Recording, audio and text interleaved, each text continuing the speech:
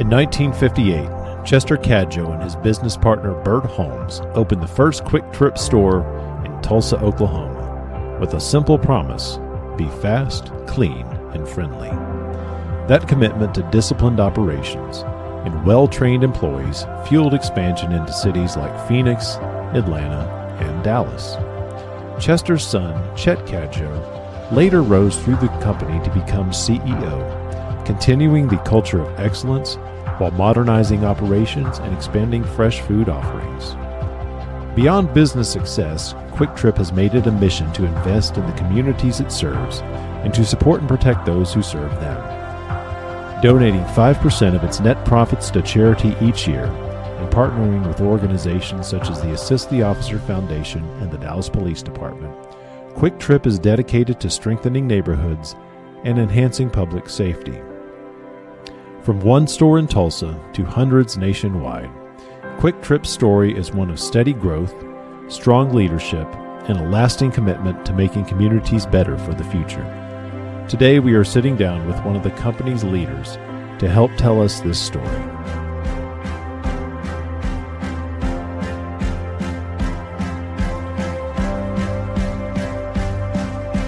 You're listening to the ATO Bridging the Divide podcast, brought to you by the Assist the Officer Foundation. Since 1999, the ATO has given assistance to the first responder community, and now we want to give them a platform to hear their incredible stories. We also want to hear the stories of the many people that support us. Our community is small, but it is strong. We have differences. We don't always agree, and we all make mistakes. But together we can grow, we can heal, And we can learn from those mistakes. and together we can bridge the divide.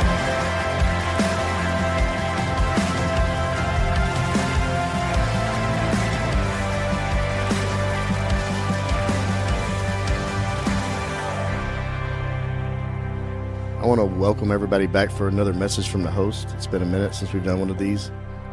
Before we start, I want to welcome on a special guest co-host, actually two of them. Chief Jeremy Foy is back with us. Even though he's not talking to me, but just for James's sake and our guest, can you just, we'll have like a truce today. I'm here for James, not for you, Joe. Okay. Fair enough. It's all about James today. I want to welcome on the new Assist the Officer Foundation Chairman, Joe Meno. Thanks Joe, for having me. here. Thank you. And congratulations. Thanks. This episode is long overdue. We have many partners and amazing sponsors in the Assist the Officer Foundation that help us pay the bills that go back into our department and to the officers and their families, and also we help firefighters. Great sponsors like QuikTrip are the reason that we're able to function and continue the mission of ATO. So that being said, I want to welcome on QT's own James Lollis. Thanks for being here. Thanks. I appreciate you having me today. Oh, yeah. Well, before we get into the history of QuikTrip and the partnership with DPD, kind of tell the listener a little bit about yourself, where you grew up, and also how long have you been with QT? I grew up in Fort Worth. I've been in Fort Worth my entire life.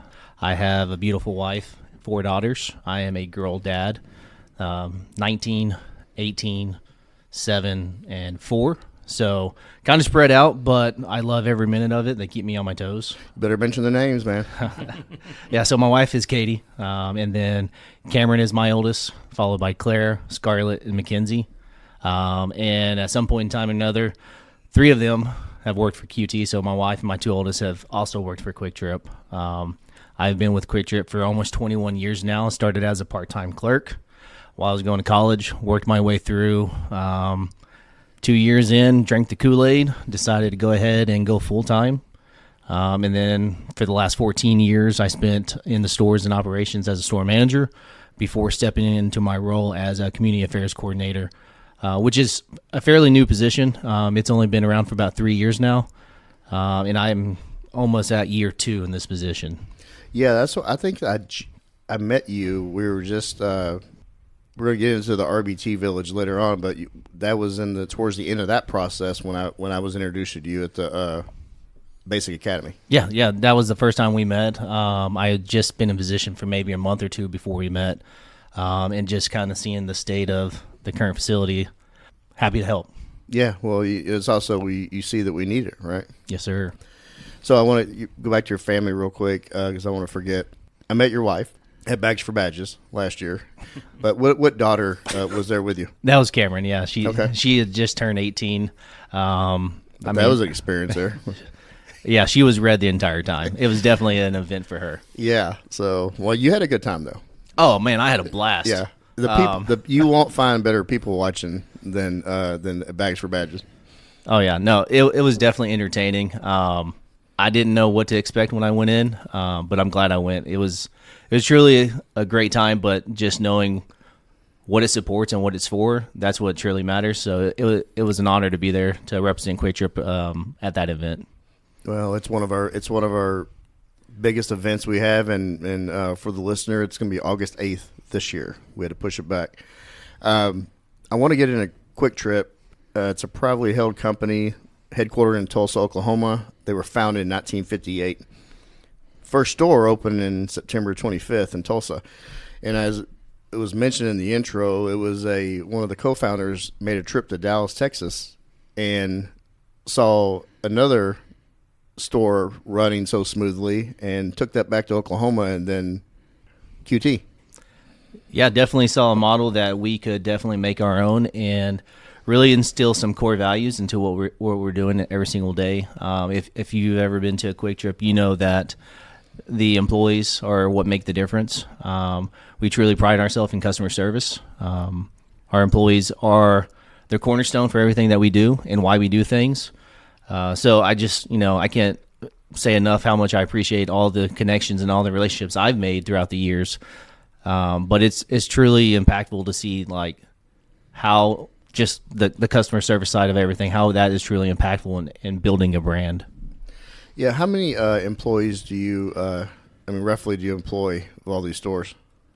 I think we're somewhere around the 30,000 mark. And how many stores do you have across the country? So we just opened our 1,200th store in Atlanta that this past Thursday. Okay. Yeah. Well, I do want to note this. The first store that opened in DFW was actually in Arlington, Texas in 1999. So I did not know that until I started doing a little cyber stalking your organization.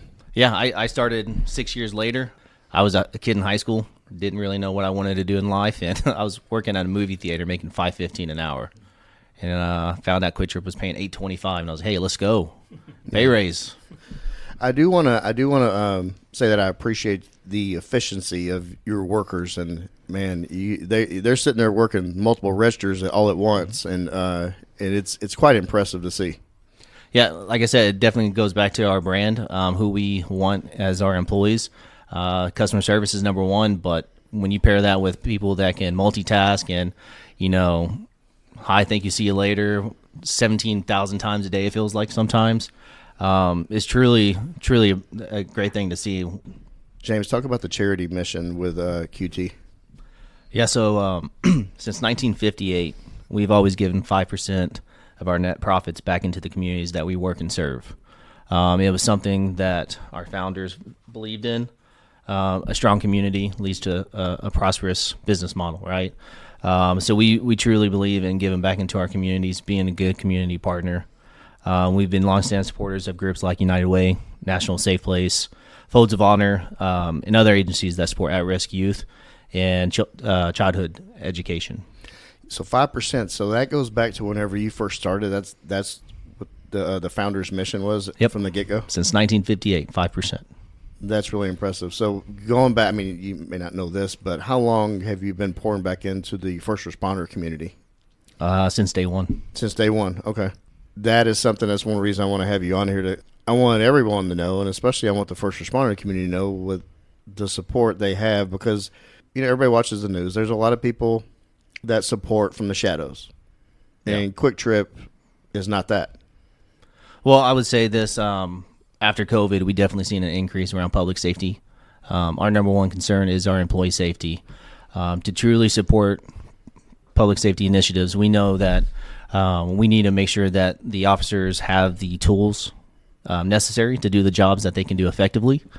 So when we look at public safety as a whole, you can kind of tie in that local PD and agencies across the country are the reason why we need the support. So, can you talk about some of the other agencies that you have partnered with? Yeah. So I know out in Atlanta, we did a pretty big grant towards their Atlanta Public Safety Training Center. In St. Louis, we had some major investments in capital campaign to build a mental health and wellness facility for police families. We had a $1 million challenge grant to support training center upgrades in Tucson PD. And then we've had other multiple community support to help build out real-time information centers. So the RTCCs and grants to help out with officer family. Yeah, can you talk about the wellness for the families? How does that look? We know that's a growing number in our departments. It's a little bit more utilized nowadays than what it used to be. So sometimes that financial burden hits a little bit harder nowadays. So when we can, it's another way that we can support our officers. We understand that mental health is impactful for the work that they do. So we want to make sure they have a strong mind when they're out there protecting the communities that we're working serving. Well, you happen to be sitting in the DPD's wellness unit, which has only been going since early 2022, so it's still fairly new with our department. So we really appreciate that, and I'm going to be hitting you up with sort of how we can be better, because it's something we definitely need to grow and improve on. What are some of the other ones? So Atlanta PD, we had some of our association members go down and see their academy, and it's quite impressive. This day and age, Dallas has been trying to get a new academy. When I went through the academy in 1997, they had a picture of the future academy, and it's been 29 years later, and we're kind of waiting on that project. Yeah. So when we are going to local law enforcement, specifically Dallas, we listen to what you guys need, and when we can see a clear path to how we can help the officers. At this point in case, the new training facility that you guys are trying to get passed and built, and that's definitely an opportunity for us to step in as a leader in the community, put our foot out there first, and then hopefully the other community leaders or corporate partnerships can step in and see that this is a true need and get you guys the state-of-the-art equipment that you guys deserve. You guys are among the best, if not the best, in the nation. So definitely need to make sure that you guys have the support when it comes to the training and all the tools needed. He's talking about us, Joe, not you. Hey, I'm not included in this. I know. I'm already well aware. You're not talking to me. You had a relationship with the Assist Officer Foundation before really the department. Okay, so but you were one of our sponsors for our annual golf tournament. I mean, just in-kind donations to us, and then you approached me. You said, "Hey, we want to do something that's going to benefit the department." And I remember how the meeting went. You wanted to do something in recruiting, retention, and training. Mm-hmm. And so we got a lot of people in this very room, and we had a big meeting, and we had some ideas. A lot of ideas were thrown out, and we sent like a package with, I think, 3 or 4 different things. We agreed on the reality-based training village. Can you talk about that? Yeah, so that was one of the things that I was fortunate enough to come in on. The RBT Village, I think, is going to be a huge win for the officers, giving them real life scenario where they can take these pods and change them however they need or see fit for real life situations. But like I said, this was a clear need. This is something that our officers need to train and be successful when they're out in the field. So with this, grant that we did for the RBT Village, it made sense. It's something that we know long term is going to have an impact not just on the academy class, but other officers that are, out in the field every single day. So, yeah. So I'm just going to give the listener, because a lot of them may not know exactly what I'm talking about. So our police academy has been out in the southwestern part of Dallas for many years, and it's on a big piece of property. And we have some double-wide portables that have been out there since 2006, and they were already older when we got them back in 2006. Well, over the years, time and wear and tear, they have kind of fallen apart, and we actually invited you and Lauren and Michael to come out and kind of put you through some scenarios and gave you like a tour of it. Can you talk about that? Do you want me to talk about that? Oh yeah, of course. Yeah. I mean, nobody listens anyway. I mean, when you first walk in, I mean, it's amazing to see the results that you guys get with that kind of academy. Walking through those portables, snakes, hornets, floor, not sure if you're going to fall through or not. So definitely, I can't say enough, like, for your officers to do what they do in those classes and the class sizes that they have, for them to be able to do that in that type of environment, I mean, kudos to them. But it is long past due. I think the expiration on those pods were probably about 30 years ago. Right. Well, so even going back, it was this Jeremy Foy and not Chief Foy. He and I would go out there and teach RBT way back in the day. We'd be actors, and Jeremy was one of the wildest, and he played a really good crazy bad guy.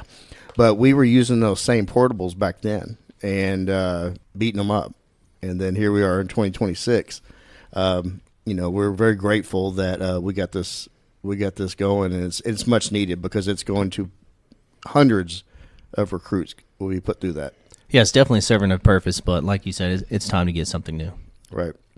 Can you talk about, like, you want to give like the dollar amount that this reality-based training village? Yeah. So for this, we donated $1.67 million for the RBT village. It's quite impressive. We just recently had another large donation to the department. Chief, I kind of want you to talk about this, about how this came together and why you saw this as a need for our city. I guess I'll talk to you, Joe. Okay. All right. Just for James. Yeah, just for James. I'm kidding. I'm kidding, listeners. I like Joe, just not today. So I had heard about the QT donation of the RBT Village, and we were in desperate need, in my mind, for blocker trucks. They're Scorpion trucks. You see them on construction sites on the freeway where they are designed to take an impact from a vehicle that can protect either the construction workers. And we had two of them, and we've used them extensively over the last couple of years. But the reason we got the first two was because of the death of Officer Mitchell Penton. We only have them assigned to 2 divisions. I have 7 divisions, well, technically 8, and we all have pieces of the freeway. And I knew that we needed this. It's not a cheap purchase, but I also knew that this would save lives. And so I reached out to Joe King and said, hey, can you introduce me to this QT people, or is it too soon? And he said, no, let me introduce you to James. And then me and James got into a torrid romance with each other, and it went from there. Now everybody knows. Supposed to keep that quiet. Sorry. And I'll clip that out, but Not really. no, that the blocker trucks, and it was just last week that they went before the city council and they got approved, and while that was going to happen, that was going to be a formality. It was very impactful for different reasons. So James, can you talk about, you got up, I was not there to see it, but I heard about what you got up and spoke on. Can you talk about how it was for you and how proud you were to get up and speak on this grant for our city? Yeah, I mean, something that saves lives is amazing. So the fact that, we could come in and listen to what your officers truly need, and then be that support piece for the officers moving forward on the poor blocker trucks is huge. I mean, I got to meet the Pentons at the Cops banquet this year. So that right there, I mean, that hit me in the heart. Just the timing behind everything. I couldn't say enough about the Pens. I mean, I feel sorry for their loss. Yeah. No, I saw the photos of you up there speaking, and within eye shot right behind you were the Pentons. Mm-hmm. Yeah, so they were there, and that's just even more impactful of why we do the things that we do. We want to support the officers and ensure that these types of things don't continue to happen. If there's a way that we can help to ensure these things never happen again, we want to step up and be that community partner that says, hey, we got your back. Well, James, from my perspective, the RBT Village is going to be cool, and that's going to save lives, but we'll never be able to count them. Every time that truck is hit, we know we stopped either serious bodily injury or death for either our police officers, our firemen, the citizen on the road that's been involved in a wreck already. Because typically these accidents happen with impaired drivers or just in a bad part of the roadway. But this is one of the few pieces of equipment that when it gets tore up, I'm glad it got tore up. Right. Because I know that that's property and not a life. So, I mean, from the bottom of my heart, and I think I can speak on the Dallas Police Department on this one. Thank you, because your donation, your company that you made all the right introductions, right? You did this. It's going to impact us, and we'll never know. Well, that one would have killed this officer, or we'll never know that. But we know every time that truck is hit, that something bad did not occur. All right, it's already been proven with one of the boxer trucks that we were already in possession of a few months ago, and the officer sustained minor injuries. He did, but had he not been there in that blocker truck, who knows what would have happened? But I said, we're gonna use the crap out of these trucks, and I think our officers are gonna be very appreciative of it. Well, happy to help. Well, we have a big event coming up this summer with FIFA World Cup. Anytime you have mass gatherings, there's going to be a lot of people. The roadways are going to be way busier than they already are for those few months, and these couldn't come at a better time. I do want to talk about some of the sponsorships you have done over the past few years with the Sissy Officer Foundation. You have been our title sponsor for our annual Cops Cop banquet that honors our men and women throughout the year, and then that night you've actually attended. That night was amazing. Yeah. Joe, do you want to talk about the golf tournament that they've been the title sponsor on? Thank you for your sponsorships for our golf tournament. Running those events, once you get a sponsorship like that, the person running that event can breathe easy. All right, so he doesn't have to worry about, how is he going to be able to pay for this tournament? The more money we make goes right back to Assist the Officer Foundation. So, we definitely appreciate not only the sponsorships at the golf tournament, but, bags for badges, hopefully the clay shoot, and some other stuff that we've talked about earlier. James, can you talk about Homeward Bound and what that program is? Yeah, so we have partnered with Homeward Bound for a little over a year now. We just actually extended it to a 3-year contract. And we are helping support them in street outreach. They have 5 teams that go out within the community and try to meet these individuals, our neighbors in need, where they are at. What they specialize in is homelessness, detox, those individuals who may be suffering from mental health issues, and really trying to give them the resources that they need to get them back on their feet. So that way they can be members of the community back again and being productive. So we've been partnering with them. Like I said, they have 5 street outreach teams.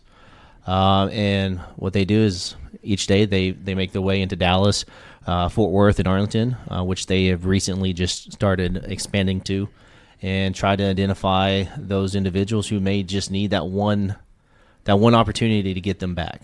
Sometimes they're not that far removed from being housed, so helping them with resources has been amazing. The results that they've provided over the last year and a half, and how many they've been able to reunite with family members, get them back to the cities where they used to live.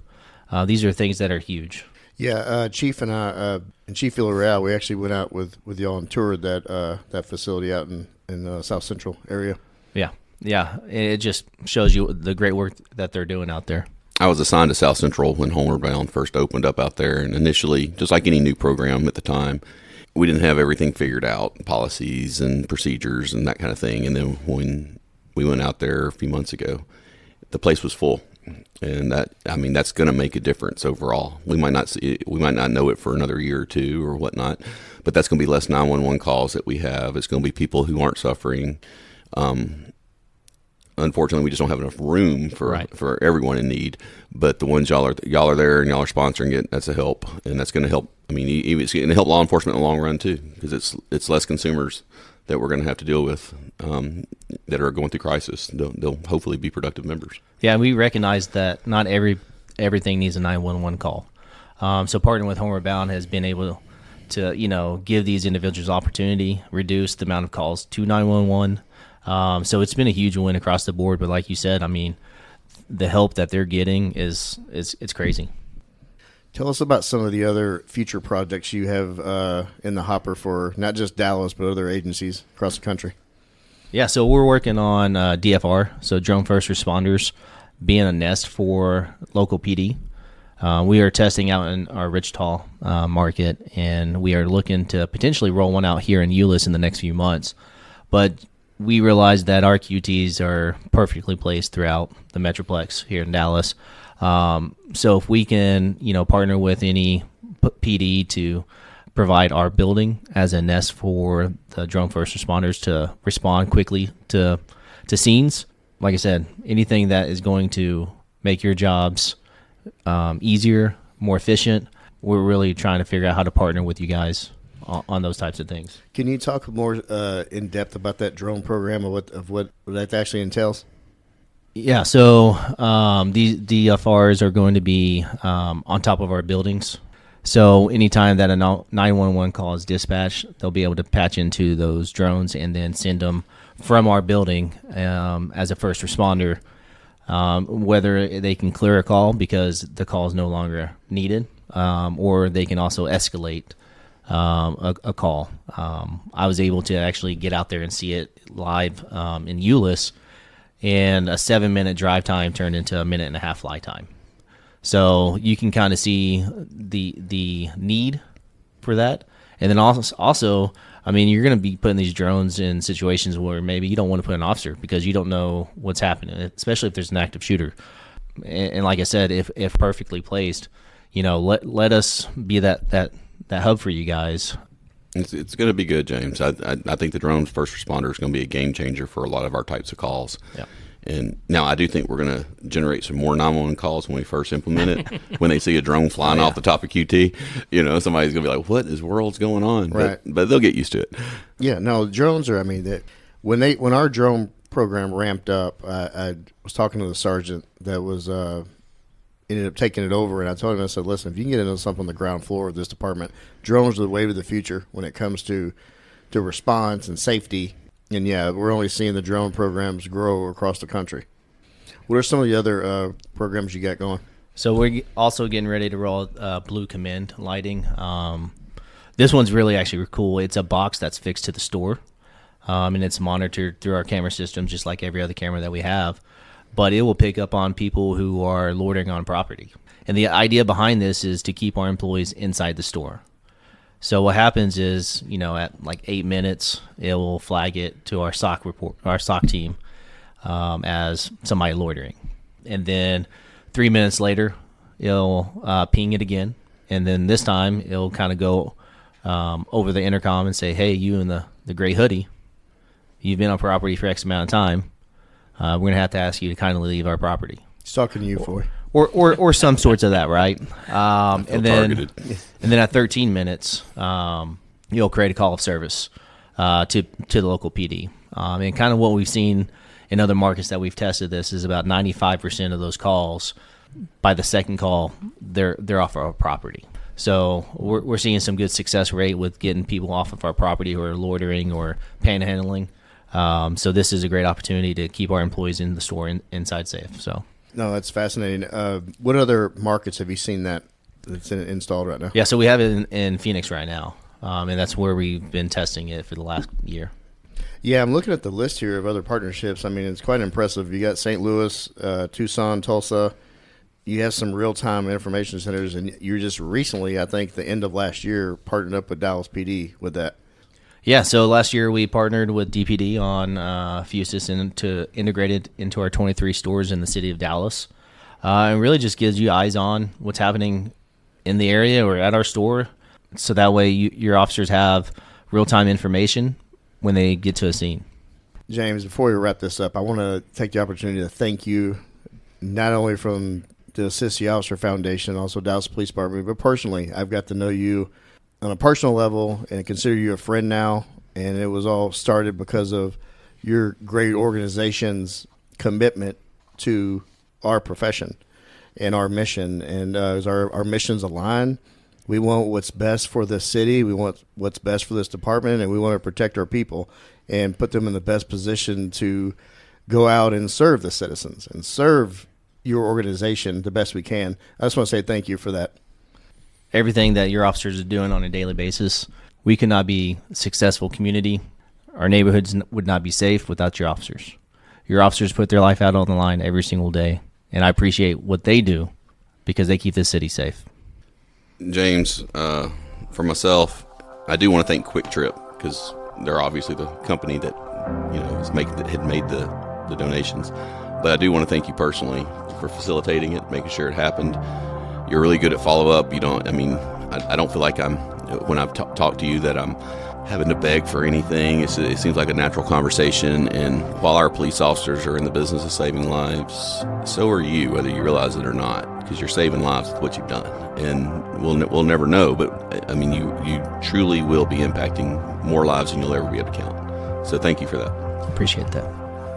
James, on behalf of Sissy Officer Foundation, we definitely want to thank you for everything that you and QT have done to support our officers and our mission of helping them in their time of need. Hey brother, hey sister, I'll never give up on you. Hey Mrs., hey mister, I'll see this all the way through. No matter how far the sun and the moon, I'll never give up on you. Down when you're lonely, I'll pull you up. Life leaves you heavy when the going gets tough. I'll be your shoulder, together we'll run. Up from the bottom, yeah, we'll rise above. Hey brother, hey sister, I'll never give up on you. Hey Mrs., hey mister, I'll see this all the way through.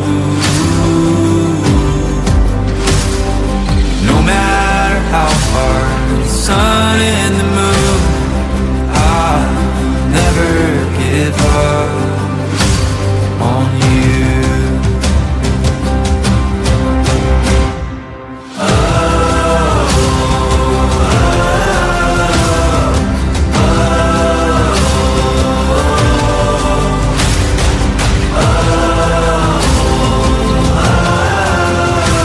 I'll never give up on you.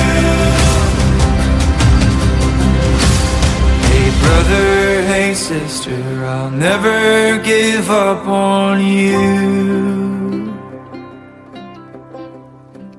Hey Mrs., hey mister, I'll see this all the way through. No matter how far, for the gold and the blue, I'll never give up on you.